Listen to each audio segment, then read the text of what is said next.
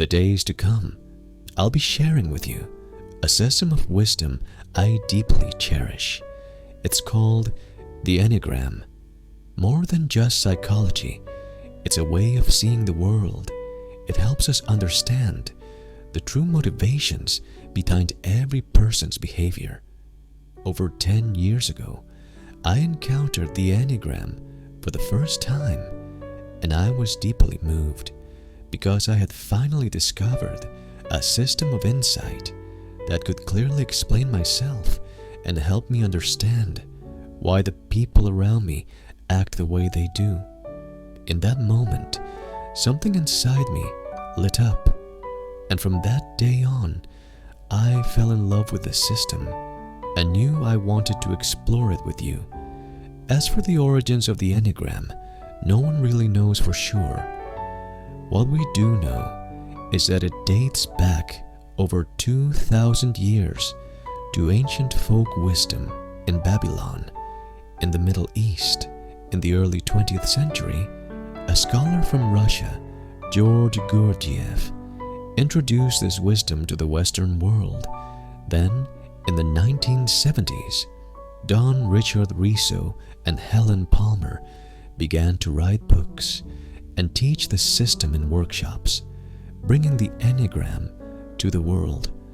What I appreciate most about the Enneagram is that it doesn't label anyone as right or wrong, better or worse. The key is healthy movement.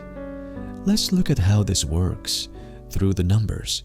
When energy flows in a healthy way, it goes like this: 1 to 7 to 5 to 8 to 2 to 4 and back to 1.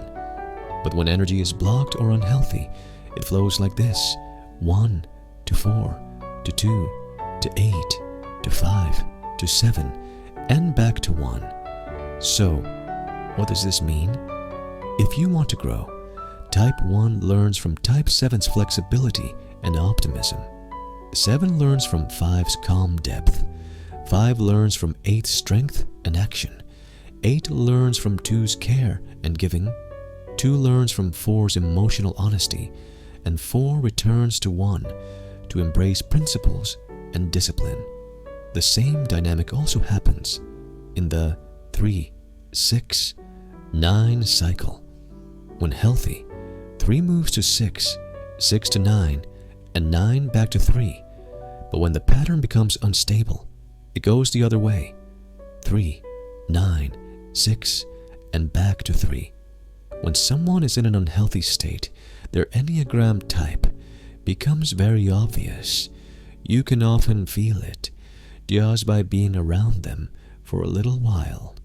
But when someone becomes truly healthy, they may transcend the limitations of their type and express qualities from within that go beyond their usual pattern. And in that state, it may be hard to tell what type they originally were.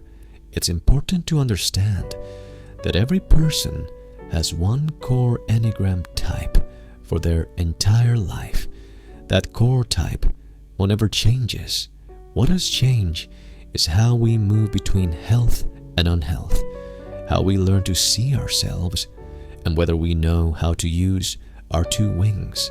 That's why there is no need to envy someone else's type, and we should never use a type to judge or label others, let alone to discriminate, because outward behavior can be misleading. The same action can appear in many types. The difference is not in what we do, but in why we do it. Starting tomorrow, I'll walk you through each type, one by one. We'll explore the qualities, the gifts, and the blind spots of every Enneagram number. I believe this will be an insightful, meaningful, and heartfelt journey. You'll come to know yourself more deeply, and you'll understand the people around you more clearly. You'll learn how to connect with others, how to care for their needs and your own.